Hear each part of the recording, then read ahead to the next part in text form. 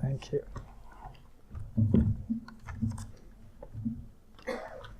Hare Krishna, Hare Krishna.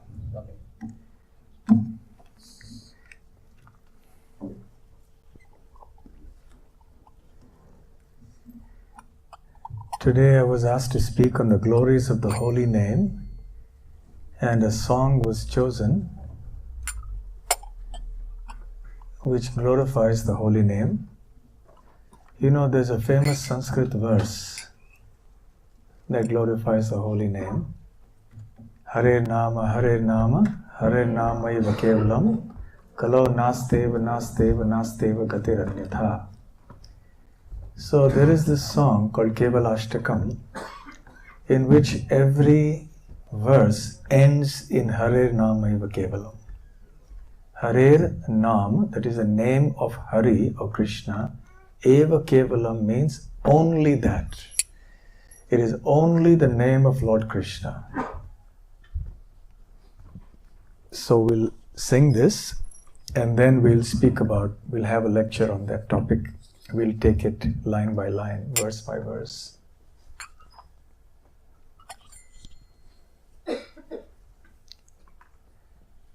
Maybe what we can do is, I'll just recite the translation first. More sweet than all other sweet things, more auspicious than all other auspicious things, the greatest purifier of all purifying things, the holy name of Sri Hari alone is everything. The entire universe, from exalted Brahma down to the lowly clump of grass, is a product of the illusory energy of the Supreme Lord. The only thing that is reality, again I say reality, is the holy name of Sri Hari. The holy name of Sri Hari alone is everything. That person is a true preceptor, or a true father, a true mother, and a true friend, also only if they teach one to always remember. The holy name of Sri Hari alone is everything.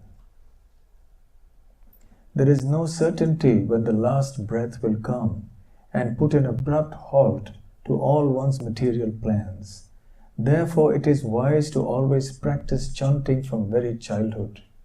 The holy name of Sri Hari alone is everything. Lord Hari eternally dwells in that place where truly exalted, spiritually advanced souls sing in the mode of pure devotion. The holy name of Sri Hari alone is everything. Aho, what a sorrow, what a great sorrow, more painful than any other misery in the world.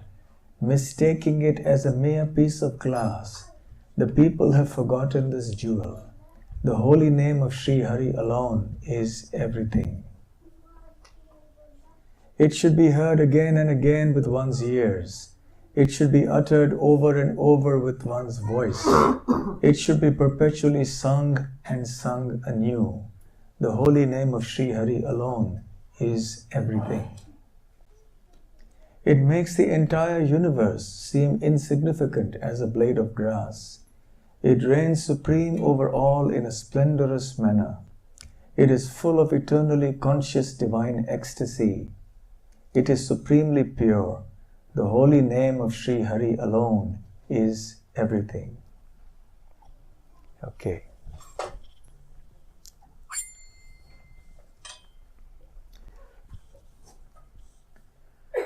Madhuram madhurebhyopi mangalebhyopi mangalam.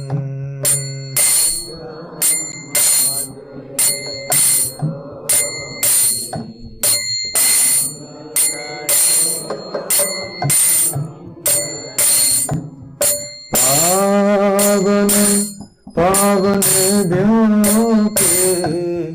Hare Ramaiva Kevalam.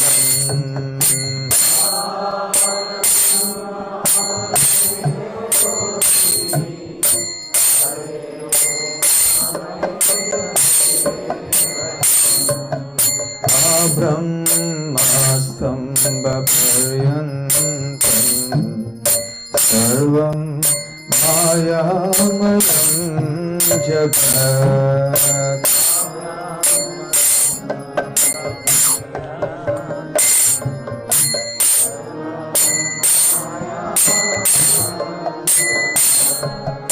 सत्यं सत्यं पुनः सत्यं हरे नामैव केवलम्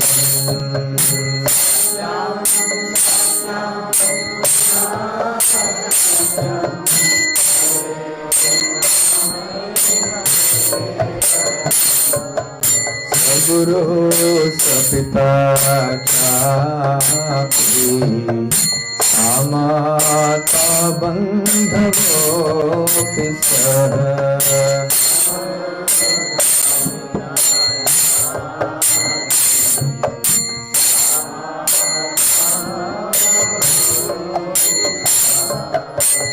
शिक्षयति सदा स्मर्तुं हरे नामैव केवलम्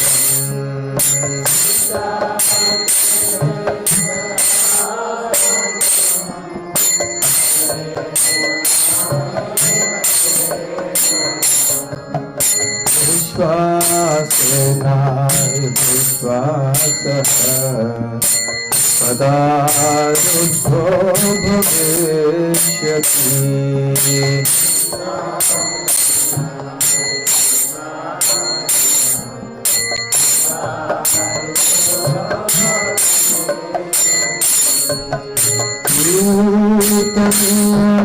मतो बाला हरे नामैव केवलम्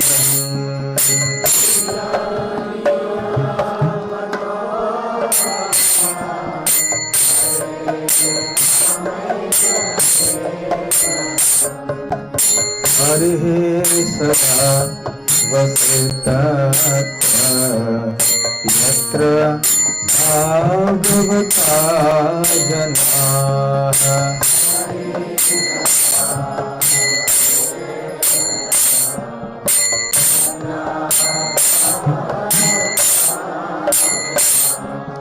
गायन्ति भक्तिभावेन हरे नामैव केवलम्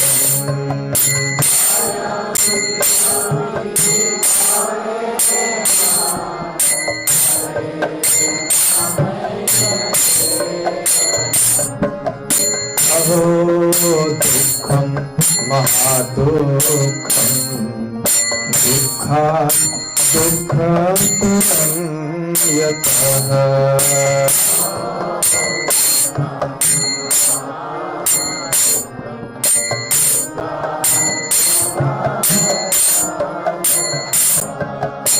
आचार्थं विस्मृतं रत्न हरे नामैव केवलम्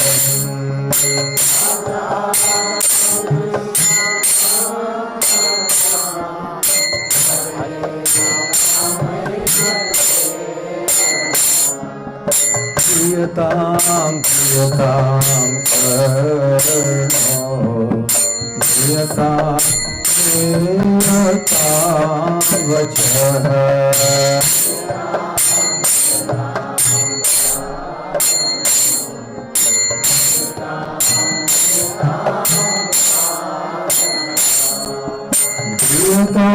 प्रियतां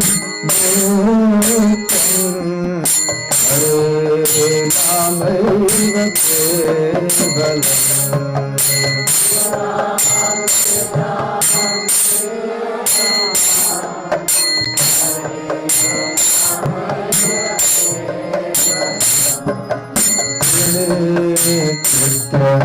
जगत्सर्वं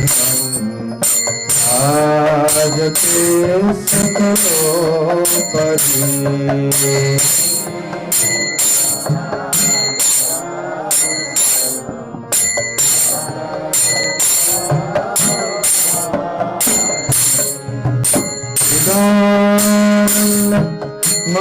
शुद्धं हरे नामैव केवलम्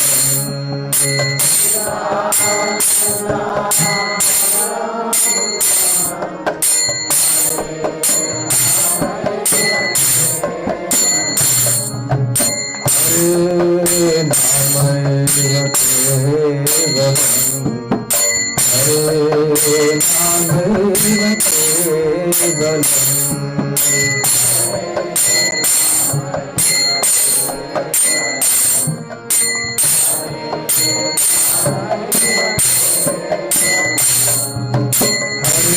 Hare Krishna,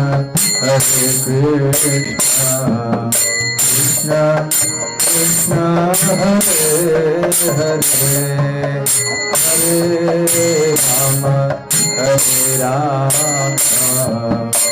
Rama Rama, Hare Hare.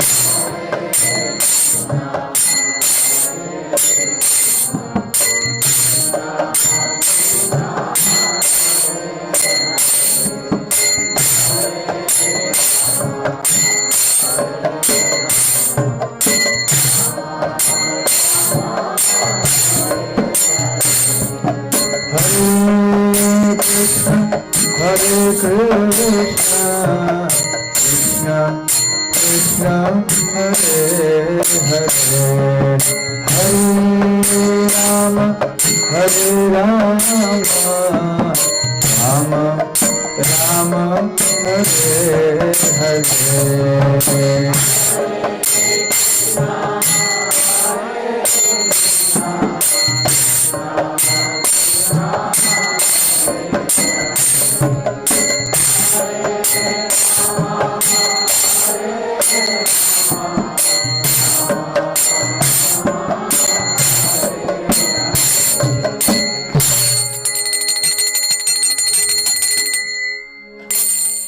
Shri Harinam Prabhu ki jai, Hare Krishna Mahamantra ki jai.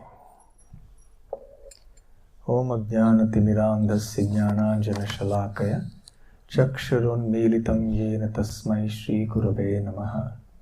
Shri Chaitanya Manobhishtam Sthapitam Yena Bhutale Swayam Rupa Kada Mahyam Dadati Svapadantikam Vandeham Shri Guru Shri Yutapadakamalam Shri Gurun Vaishnavamscha Shri Rupam Sagrajatam Sahagana Raghunathanvitam Tam Sajivam Sadvaitam Savadhutam Parijana Sahitam Krishna Chaitanya Devam Shri Radha Krishna Padam Sahagana Lalita Shri Vishakhanvitamscha Namo Om Vishnu Padaya Krishna Presthaya Bhutale Srimate Bhakti Vedanta Swamin Niti Namine Namaste Saraswate Deve Gauravani Pracharine Nirvishesha Shunyavadi Paschatya Deshatarine Vancha Kalpatarubhyascha Kripa Sindhubhya Evacha Patitanam Pavanebhyo Vaishnavebhyo Namo Namaha.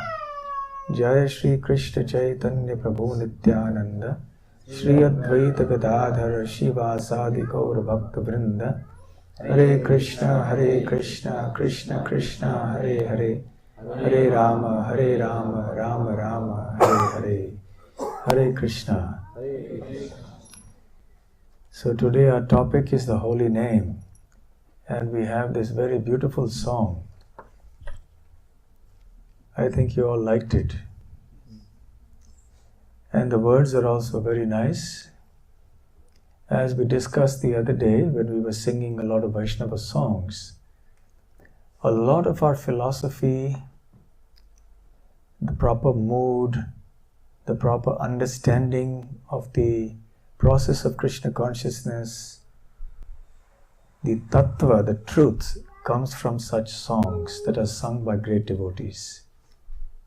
So it's very important for us to sing these songs so that our chanting of the holy names will become nourished, and we will actually begin to relish their sweetness more. We will appreciate the chanting of the holy name more. So this song is called Kevalastakam. Kevala means only. Only the holy name, nothing else but the holy name. That's all that's needed. How many times when devotees approach Srila Prabhupada with some problems, Prabhupada's answer would be, just chant Hare Krishna. And it works. It actually works. But it's a question of our faith. In this beautiful song, various aspects of the truth of the holy name are exhibited. It starts by saying, the first verse, Madhuram Madhurebhyopi Hare Namayava Kevalam. So the holy name of Krishna alone is sweeter than all other sweet things. We are accustomed to sweetness of things that we eat.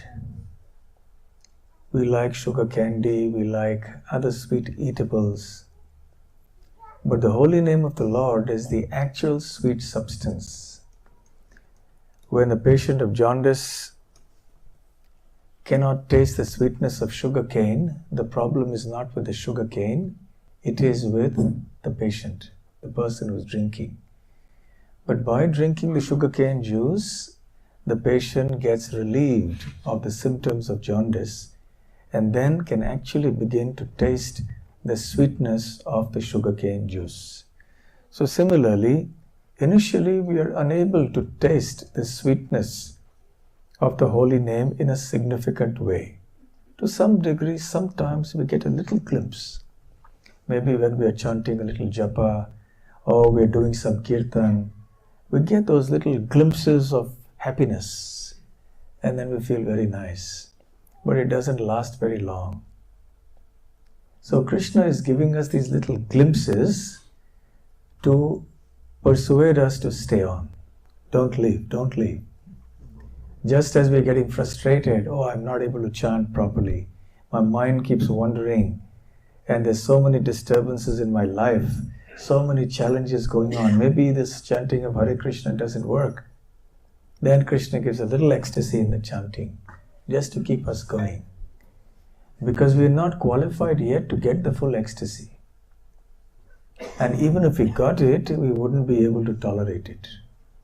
We wouldn't be able to take all that bliss. We would die. We wouldn't be able to take it. You know, I read somewhere that in America, a man won a multi-million-dollar lottery. And when he heard the news, he had a heart attack and died. So, it's not only that bad news is difficult to take. Even good news can be very hard to take. He actually died on the spot. Yes? People die when their favorite football team loses or some other sporting team loses. They actually die. And they also die when their team wins. So this is the nature of the material world. So the ecstasy that we get from the sweetness of the holy name is so powerful that Krishna reserves it. He knows we can't take it now. So he gives us just a little atomic glimpse of that. Once in a while, if we are chanting nicely with great attention. You know, one time there was a devotee and he was going around preaching to everybody to chant the holy names. And he said, it's very sweet, all of you please chant the names of Krishna. So there were some people there who were brewing liquor. They were drunkards. So they told him, what's all this about, chanting the names of Krishna and all that? You drink this, we are brewing this fresh liquor, just drink it and you'll feel such ecstasy that you've never imagined. So the devotee asked him, really? So for how long will the ecstasy last? They said, it'll last for a full 12 hours. I've got a special formula. Normally it lasts 6 hours, but this one lasts 12 hours. So just drink this. So the devotee asked him, and then what happens after that? Then you have to come again. Oh, so I have to get a refill. He said, yes. But he said, I've got the holy name, the devotee said. And I always chant the name of Krishna and I'm always experiencing ecstasy. And I don't have to go for a refill. It's always there. It's not a question of 12 hours. And moreover, the liquor that you're brewing is bitter. It's sour and bitter. But the holy name not only gives ecstasy, but it's also very sweet. It's all sugar and candy, transcendental sugar and candy for one who knows, who has tasted it. Those devotees who have actually tasted the sweetness of it, they can't stop chanting. It's just like, when you're eating a delicious food item and you just want to go on, chewing it. You want to go on eating it because it's so tasty. But obviously we have limitations because we have one stomach and we have limited space. Although when some people eat, it appears they have more than one stomach, but still, there's only so much you can do. But the holy name is transcendental. And therefore there's no limit for a person who's a pure devotee.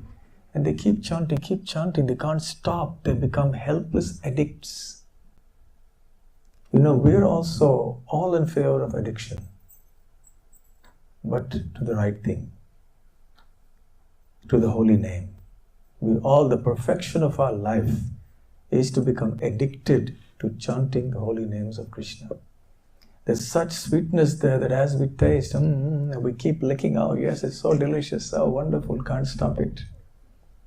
And involuntarily the chanting goes on and on and on and on and on. It's helpless, you can't stop chanting. It just keeps on vibrating because there's so much sweetness there. Mangalebhyopi mangalam is more auspicious than all other auspicious things. The holy name is auspicious in all circumstances.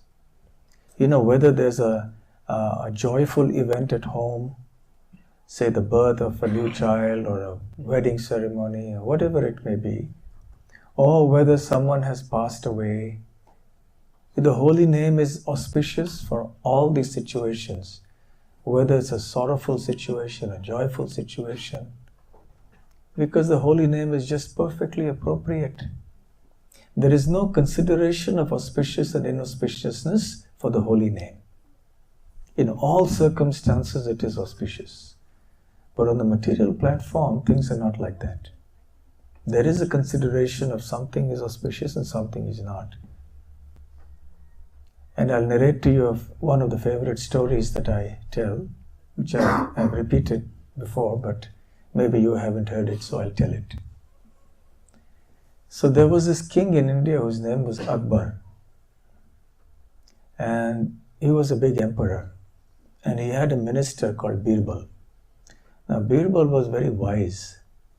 And everybody looked up to him for advice, and the king considered him the most intelligent minister amongst all his ministers. Now one day it so happened that Akbar woke up from his sleep. He got out of bed and went into his balcony as soon as he got out of bed, just to get some fresh air and to see the sunrise. And as he walked out into the balcony, he slipped, he tripped over something, and his jaw hit the railing of the balcony, and there was a wound. At that time, as he was falling, he saw below, there was the palace washerman. He used to collect the clothes of the king and take it for washing. Those days they didn't have drying machines and washing machines, so they had to wash it by hand. So then he had this injury and the whole palace was in tumult. The king has been injured, the king is injured. So everybody came running, what happened? So the doctor came and all stitched him up or whatever it was he did. And then some ministers came and said, why has this happened? They called an astrologer and they called this and that. And finally one of the people asked him, Your Highness, what did you see? Did you see anything inauspicious that this has happened to you?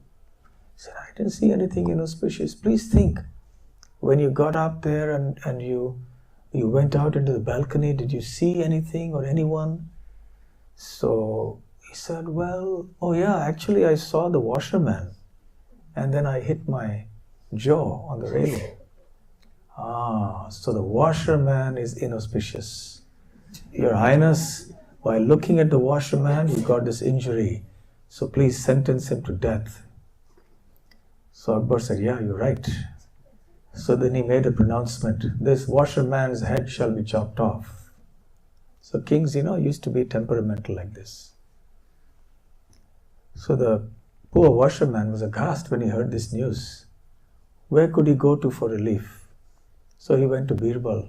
Birbal understood, the king has done another foolish act and I have to rectify it. So he went to the king and he said, my dear king,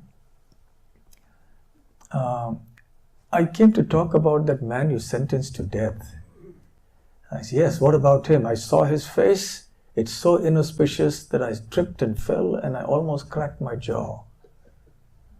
Oh, so by looking at his face, you got this injury. Did you see him? Yes. Did he see you? Yes, our eyes met at the exact time when I had this injury.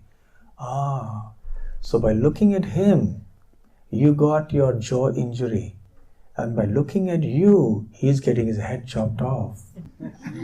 So whose face is more inauspicious? Yes. So Akbar got the point. He said, Birbal, once again you've come to the rescue and prevented me from taking some foolish step. So we have to be very careful of what advisors we have around us, who advise and counsel us. So, in any case, the holy name is not like that. The holy name doesn't depend on the auspiciousness of the time, place and circumstance. In any place, under any circumstances, the holy name must be chanted. Pavanam pavanebhyopi. It is the greatest purifier amongst all purifiers. How many of you do deity worship here?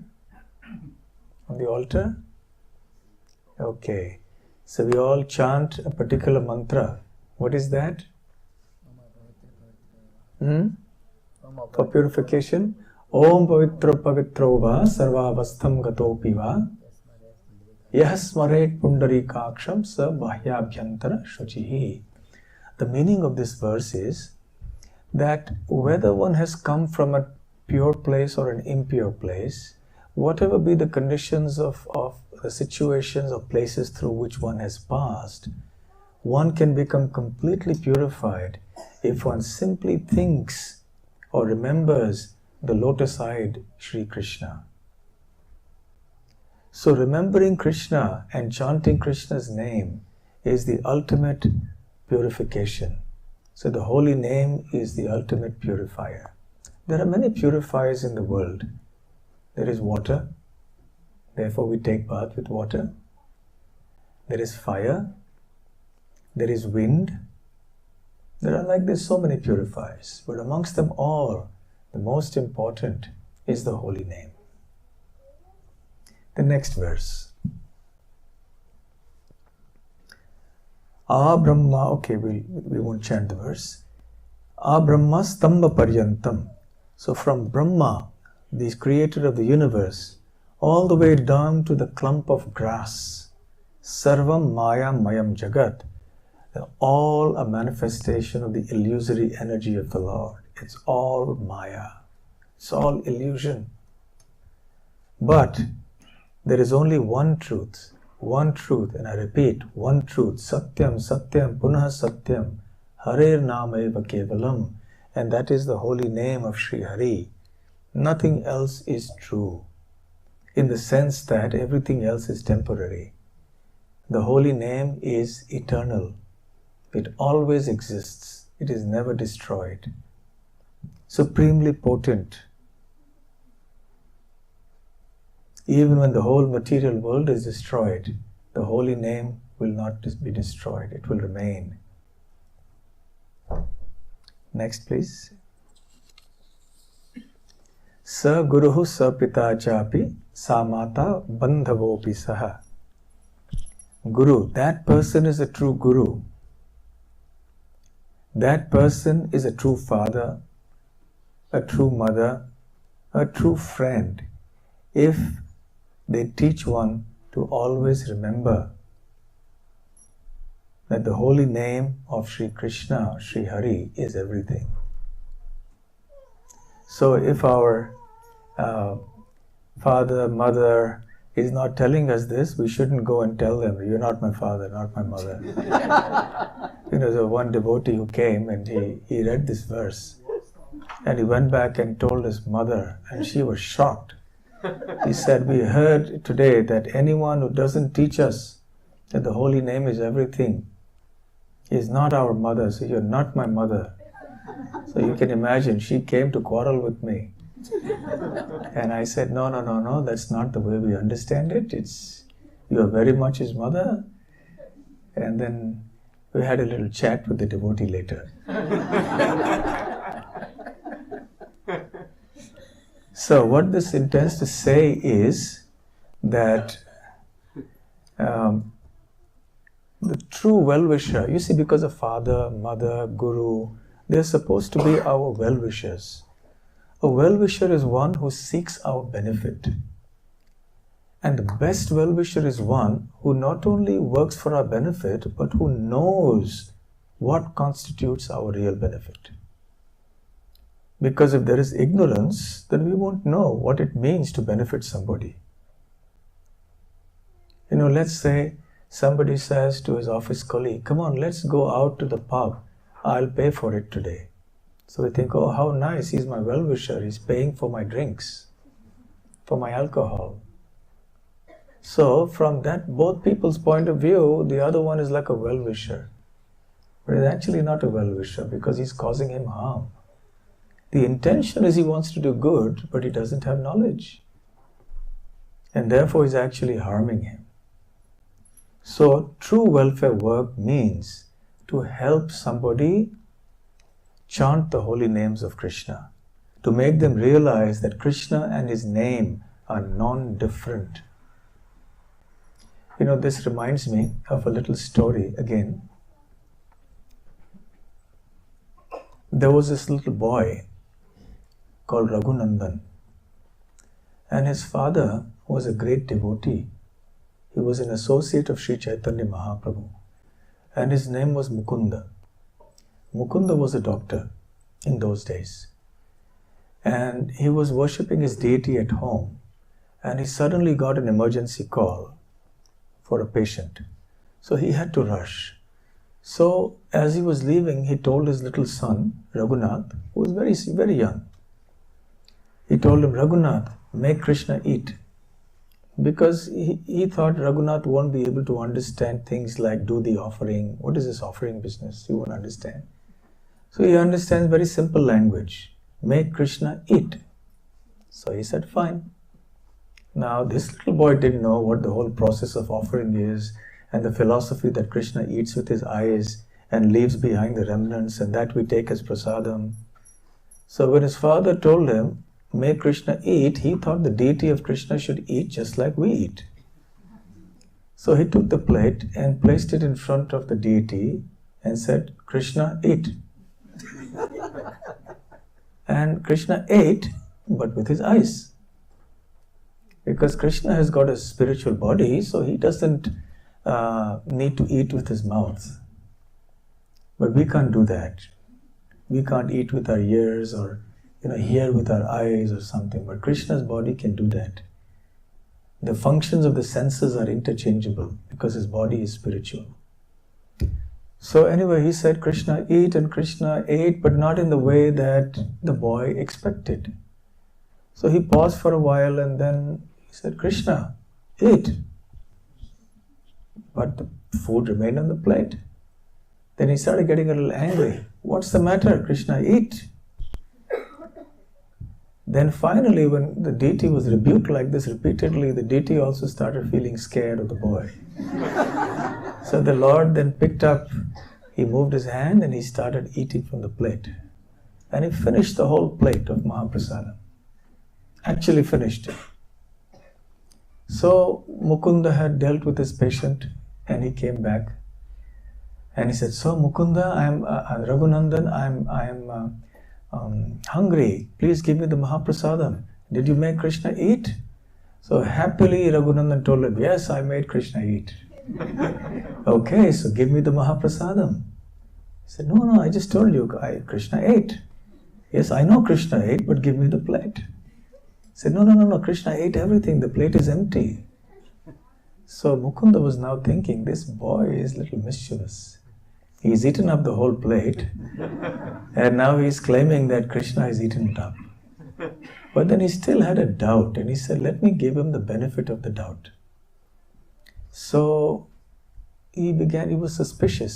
So he said, okay, all right, Raghunandan, here's this laddu, here's this sweet ball. Now you make Krishna eat this. So in all innocence, Raghunandan went up to Krishna, to the deity, and Mukunda hid behind something, a curtain, to watch what was happening. And then he gave the plate, kept it in a plate and gave it to Krishna. Krishna, eat. And then the deity reached out, took the laddu, ate half the laddu, and at that time the deity, Krishna, saw Mukunda peeping from behind the curtain, immediately kept it back and was again like that. And then he understood what a great son he had, what a great fortune he had. That is, that the deity was reciprocating with his son in this way. The news spread like wildfire. And eventually when all the devotees went to Chaitanya Mahaprabhu in Jagannath Puri later on that year, so when Mukunda and Raghunandan went to meet Mahaprabhu, Mahaprabhu said, so Mukunda, you have come, I'm very happy to see you. And this is young Raghunandan, okay. So Mukunda, I have a question for you. He said, yes. Are you the father and Raghunandan the son? Or is Raghunandan the father and you are the son? So without hesitation, Mukunda answered, Raghunandan is my father. Yes. Biologically, of course, Mukunda was the father. But because of this extraordinary interaction with the Lord, Mukunda understood that this child of his was not an ordinary child. So he accepted him as a father in the sense that he was a source of inspiration. And I want to tell you a little incident also. One morning in Srimad Bhagavatam class, I narrated this story some years ago. And after breakfast, I came back into the temple hall and I met one gentleman there. And we got talking. And I asked him, what is your name? He said, my name is Mukunda. I said, really? I was just talking about another Mukunda in the class today. And his son's name was Raghunandan. He said, my son's name is also Raghunandan. Anyway, that was quite a bit of a coincidence. So anyway, this goes to show who is a father, who is a real father, who is a real guru. Many times, it is the children who bring the parents to Krishna consciousness. This happens so many times in our movement. So, from a spiritual point of view, anyone who teaches us about the holy name is like our father, mother, guru, like that. Okay, text 4. Nishvase nahi vishvasaha. Shvasa means breath. Nishvasa means to be devoid of breath, which means to die. So when the moment of death will come, nahi vishvasaha, there's no saying when it will happen. It can happen anytime. Kada ruddho bhavishyati. When will it happen? Nobody can say. Therefore, kirtaniya mato balyad. Therefore, it's always very wise to chant the holy names of the Lord right from childhood. Hare namaiva kevalam. So this is the practice that must be developed from childhood. When we become old, it's very hard, very hard. But in young age, we are so fresh, like plasticine, like, the clay where you can easily do it. But once it's hardened, then it's very hard to change it, to mold it. So also our practice of chanting the holy names must be right from childhood. Kirtaniya mato balyad. So for those people who say that one should do spiritual life in the old age, we should show them verses like this. Harihi sada vaset tatra yatra bhagavata janaha. So Krishna lives at that spot, at that place, wherever the devotees of the Lord gather together to do what? Gayanti bhakti bhavena, to sing with great devotion Hare Nama Iva Kevalam, the holy names of Krishna. So Krishna loves to be in the assembly of devotees. If Krishna likes it, then I think it's a good enough reason for us to like it as well. And even the demigods like it. The demigods, it is said, are anxiously waiting for a chance to be reborn on the earth planet, especially Perth, because of such nice association here. As I was mentioning a couple of days ago at the program at our Sahasra Prabhu's house, that in these heavenly planets there's so much happiness materially, you can't chant Hare Krishna. In the hellish planets there's so much suffering, you can't chant Hare Krishna. But on the earth, it's an in-between stage. So there is misery and there is some happiness. But it's the best place in which we can chant the holy names. And the demigods are too attached to their particular opulent positions. So they're praying, let us be born in Perth, let us be born in Perth. So we can come amongst the devotees. And sometimes they come in their own form, or they may disguise their forms and come, like they did at the time of Chaitanya Mahaprabhu's birth, or at the time of Krishna's birth. They came then, circumambulated Devaki, Shachi Mata, etc. There's one thing, just look at your neighbor and check if it's not a demigod in disguise. Just make sure you know the person. You never know when demigods will come and sit, because they want to be with devotees. One test, if you want to know, is that demigods sit 6 inches above the ground. So if someone is contacting the floor or the seat, then they're not demigods. But in case it's someone who's 6 inches above, then you know. So the demigods like to be there. The Supreme Lord Himself likes to be in places where Krishna is being glorified. Again, another one of my famous stories, which I like to tell. One time there was a devotee, and this is a true story, it deals with the alvars of the Sri Vaishnava Sampradaya. They were great devotees. So one of these alvars was walking along, he was chanting Krishna's names, and suddenly it started to rain. So he was looking for some shelter. So he saw a little hut, a little room.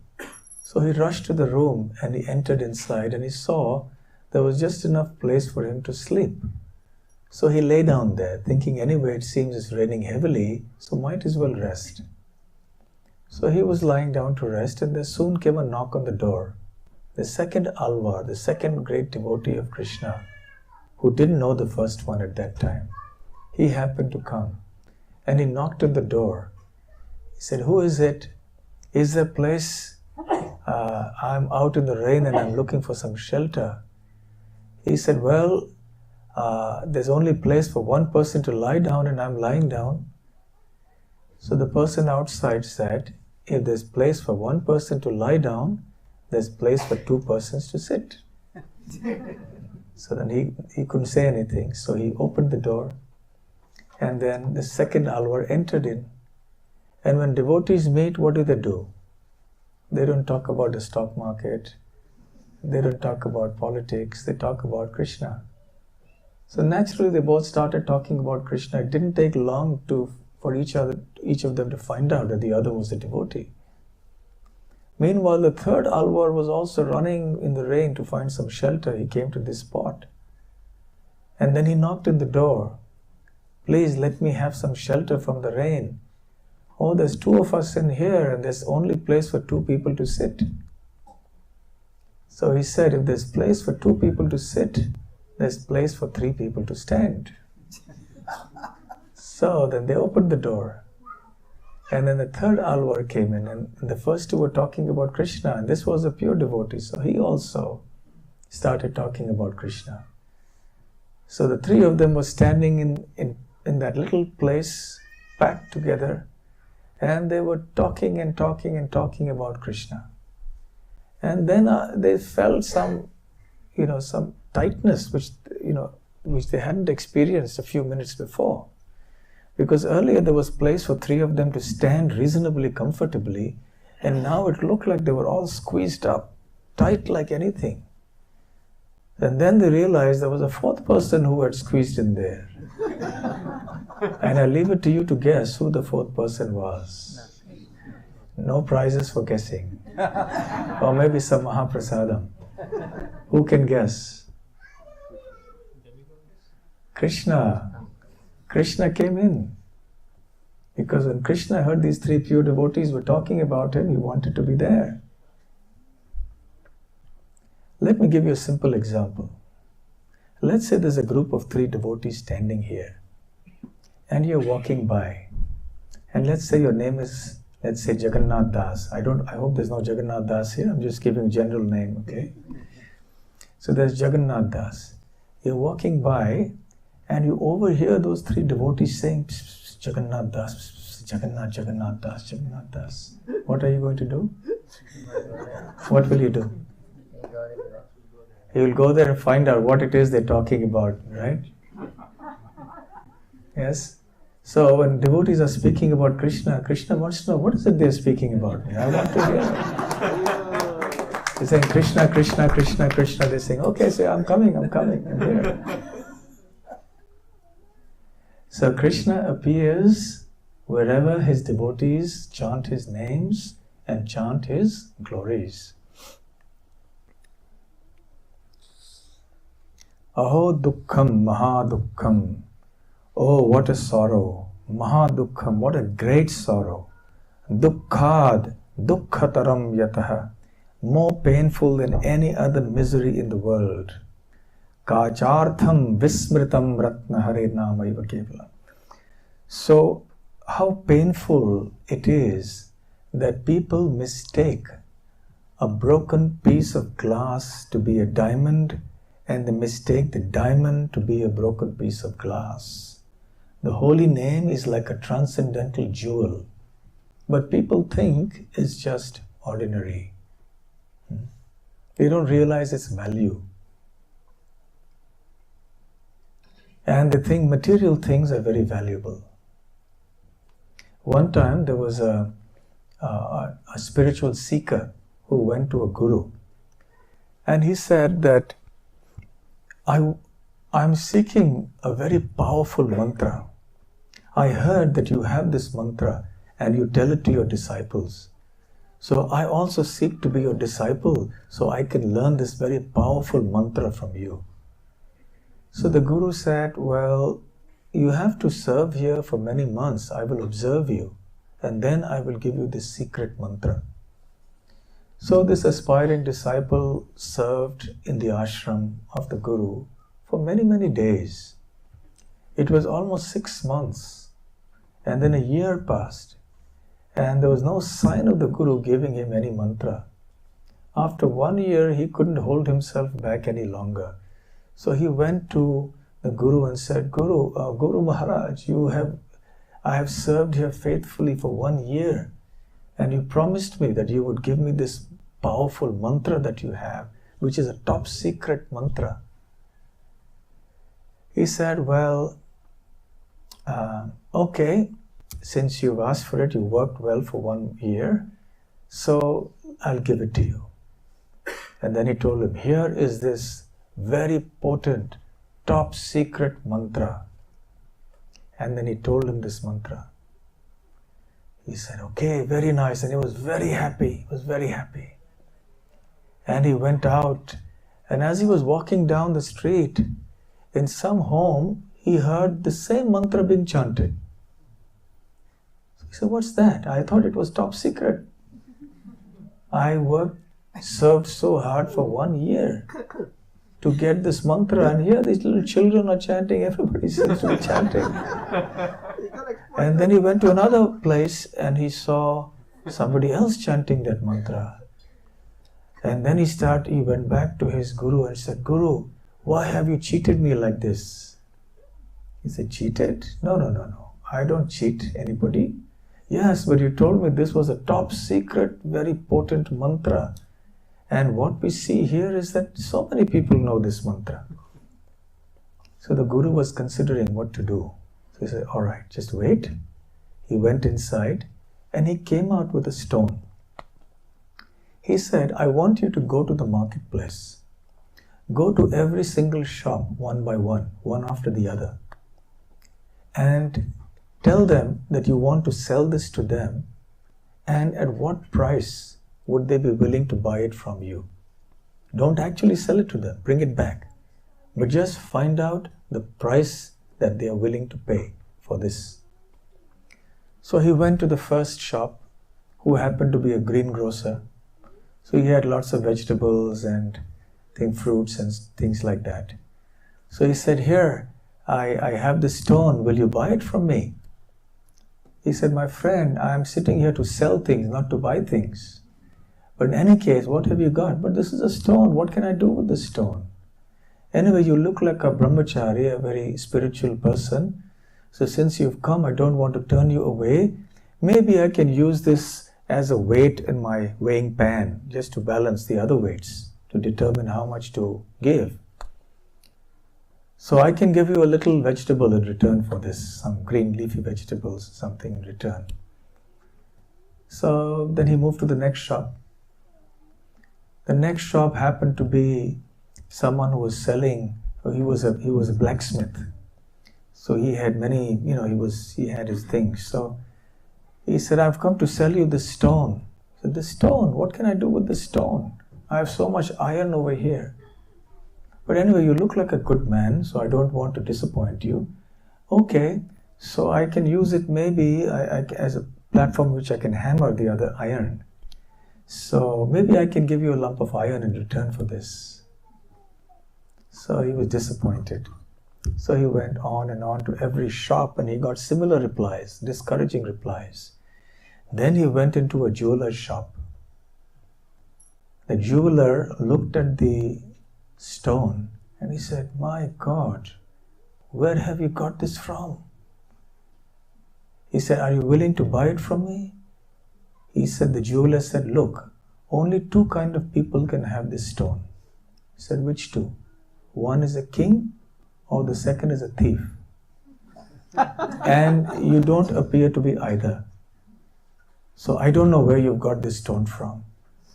But anyway, please tell me the price of this stone. He said, I can't. You can't value it. It's too valuable. This is one of the most precious diamonds in the whole world. There's no value that I can put to it. No number of gold pieces and so on will be enough to pay for this diamond.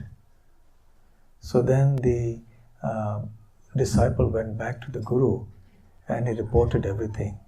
And then the Guru said, just see, that's exactly how it happens. I gave you this secret mantra not because nobody else has heard of or nobody else utters the mantra. What makes it secret is that they don't understand the meaning of this mantra. They don't understand how powerful it is. They don't understand its mystery. They just chant it just like that, casually. So similarly, there are many other people who chant the Hare Krishna Mahamantra or Krishna's names. There are Mayavadis who chant it, who think that God is impersonal. There are many who think that we are all God. They also chant Krishna's names. There are those who worship demigods. They also chant the Hare Krishna Mahamantra. And the devotees of Krishna also chant the Mahamantra. So, they do not understand what the Mahamantra actually is, how powerful it is. They don't understand that Krishna's name is not different from Krishna himself. There's absolutely no difference. One who understands this important philosophical point is a devotee of Krishna. In other words, if we understand that the holy name of Krishna is the same as Krishna, there's absolutely no difference, that person is a genuine devotee. So people in general don't understand the value. So what a sorrow, what a great sorrow it is. And that's the purport of this verse here. The next verse, Diyatam Diyatam Karno, one should hear it with one's ears again and again. Niyatam Niyatam Vachaha, it should be uttered over and over with one's voice. Giyatam Giyatam Nityam, we should sing it always, the holy name of Krishna. So there's no break. There's no holiday from chanting the holy name. The more we do it, the more pleasure. But we should chant with faith. That's the important point. If we don't chant with faith and with the proper understanding, then we will not get the true benefit of chanting Hare Krishna. One time there was a lady, and she was a milkmaid. Her father was a farmer. Her father was old and sick.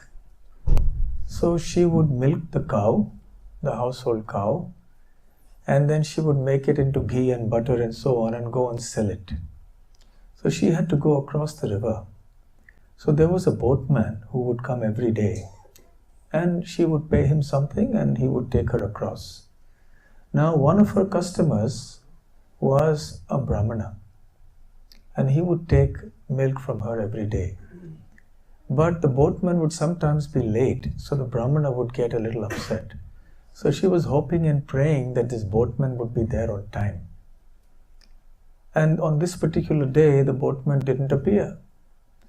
So she was really sad. Now what to do? There was no other way she could cross the river. Finally, the boatman came late. So she went late to meet the Brahmana. So the Brahmana was angry. He said, "Why have you come so late?" And he said, "By chanting the holy name of Krishna, one can cross over the ocean of material existence, and you can't even cross over this little river to come to me." So this lady, she took this statement very seriously. She understood that by chanting the holy name of Krishna, one can cross over an ocean, what to speak of the river. So the next day, she came very early. So the Brahmana asked her, "What happened? I don't see any boatman." She said, "Yeah, there was no need for the boatman." He said, "Why? How did you cross?" "Well, you gave me the way yesterday." So what is that? "You told me by chanting the name of Krishna, one can cross over the ocean of material existence. So I chanted Krishna's names and I crossed over the river." No. How can that be? He said, "Yes. I crossed over and I walked over the water and I came." The Brahmana was not a devotee. He didn't have faith. No. How can that be? Show me. Let's see, go and see. So she was blissfully faithful, and they went to the river bank. She was chanting Krishna's names and she was walking on the water. And this Brahmana was looking at it and he was trying to follow, say Krishna, Krishna, but he was more concerned about his dhoti getting wet. And he fell into the water.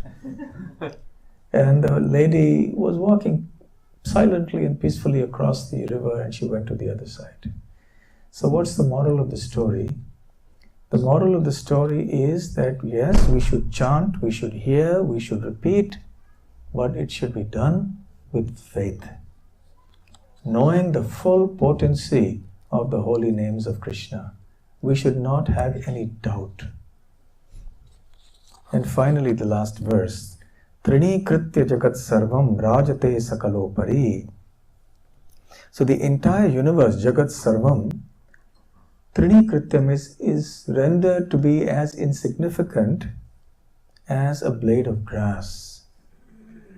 And it is the holy name of Krishna that reigns supreme over everything.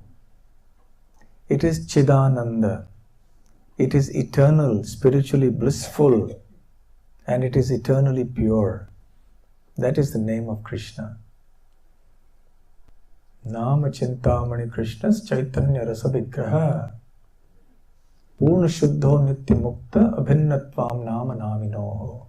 So there's a famous verse in the scriptures which tells us that the name of Krishna is all blissful, it is transcendental, it is ever pure, it is always liberated, it is full of rasa, it is a very form, vigraha, of spiritual rasa or nectar, and it is non-different from Krishna. Abhinnatvam nama naminoho. So Nam and Nami. Nam means the name, Nami means the person who has that name. Abhinnatvam, that means there's no difference between the name and the possessor of the name. So when we chant Krishna, Krishna is there on our tongue. So Krishna's name is certainly not a material thing, and it is an offense against the holy name to consider the holy name of the Lord to be material, to be like an auspicious activity from the Karma Kanda section of the Vedas, or to consider it to be equal to the names of demigods and so on. So with this understanding, conception, with this faith, we should chant the holy names of Lord Krishna. Hare Krishna, Krishna Krishna, Hare Hare, Hare Rama, Rama Rama, Hare Hare. And in this way, we will attain the perfection of our life and experience complete bliss. So I'm extremely happy that I had the opportunity to come here to Perth and be amongst all of you in this very nice temple of Gaur Nitai. And I hope and pray that the community of devotees here will grow and flourish, and that Krishna consciousness here will grow from strength to strength. And I hope and pray that all the devotees here will continue to take shelter of the holy name as is mentioned here in this song, and that you may work together very nicely, very cooperatively, and emphasize on the basics of Krishna consciousness. Coming together to hear and chant about Krishna in the mood of being a servant of the devotees. If we are all in this mood, then we can very easily chant the holy names together, and there will be so much potency that hundreds and thousands will become devotees.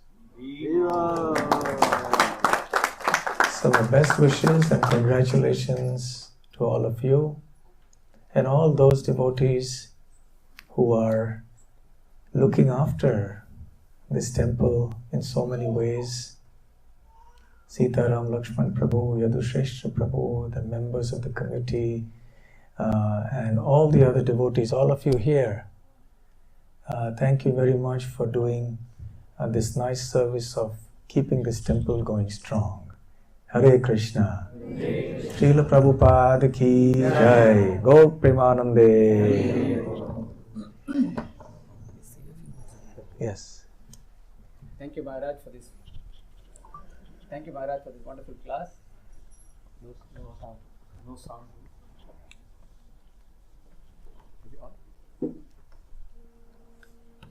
So today was a storytelling session, huh?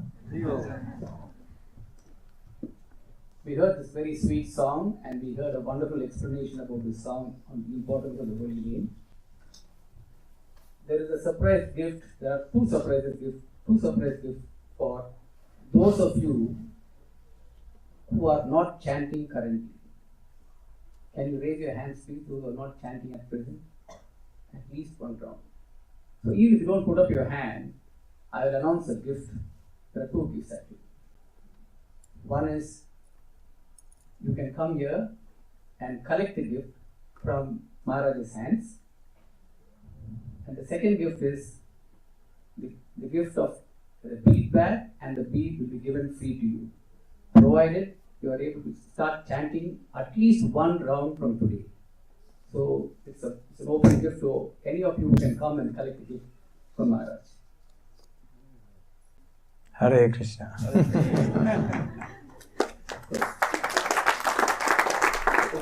there anybody who wants to come?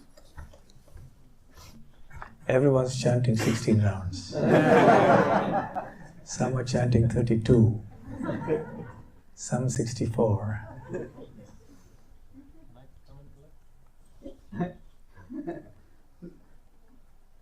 So if there's anyone, please come. Thank you. Hare Krishna.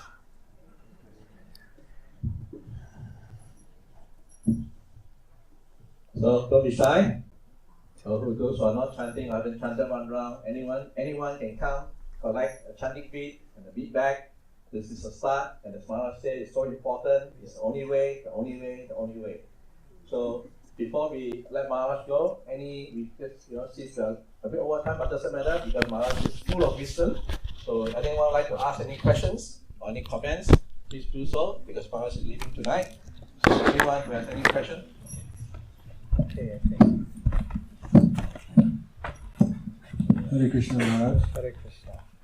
Maharaj, my question is in relation to your story about the little kid offering prasad to the deities and Bhoga. basically almost saying to the deities, eat, eat, eat.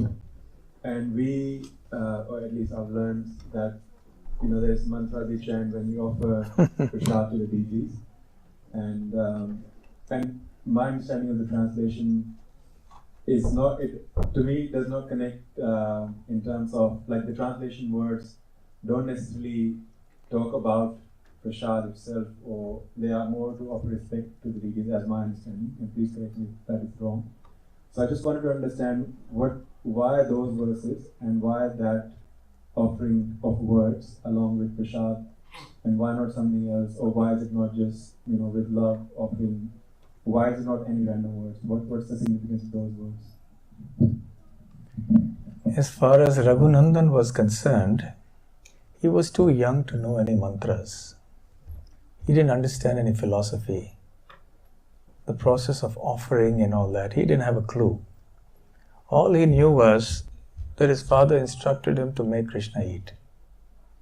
So in his own very innocent way, he expected that Krishna, the deity, would eat like we eat. So that innocent, pure love is what Krishna accepts. That is what Krishna seeks. The problem when you grow up is that we lose that innocence.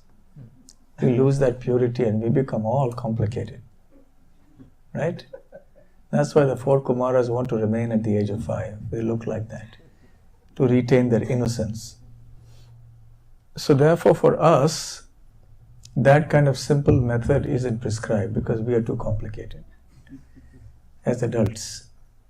So we have some simple mantras, and those mantras, actually the process of offering has many more mantras, but the 3 mantras we are talking about are very simple. It's a very simple form of offering, where we just glorify Krishna as the Lord of the Brahmanas and the cows, who is the well-wisher of the entire world. We glorify Chaitanya Mahaprabhu and remember him. But it's not only the mechanical recitation of these verses and the Guru mantras that is important. The most important thing is the offering, that the offering must be accompanied by heartfelt love. So when we chant these mantras, then we should actually pray to Krishna with our heart to please accept this offering. And it is this heartfelt prayer of love that Krishna accepts. Otherwise it would become mechanical offering, just chant a mantra and place it. And in the modern day and age, a time will come when people will make it automated. They'll have a tray that goes, you just place it here, press a button, the thing goes in front, and then you have a robot, chanting the mantras automatically, and then offering goes up. Yes. So the modern techno generation may do such a thing as well, but the heart of it is devotion. That won't be there. So even if one doesn't know the mantras, it doesn't matter. One can just offer like Raghunandan did. But it's better to do that devotion plus the mantras. So that's the process. Okay. Thank you very much. Hare Krishna. Srila Prabhupada ki jai.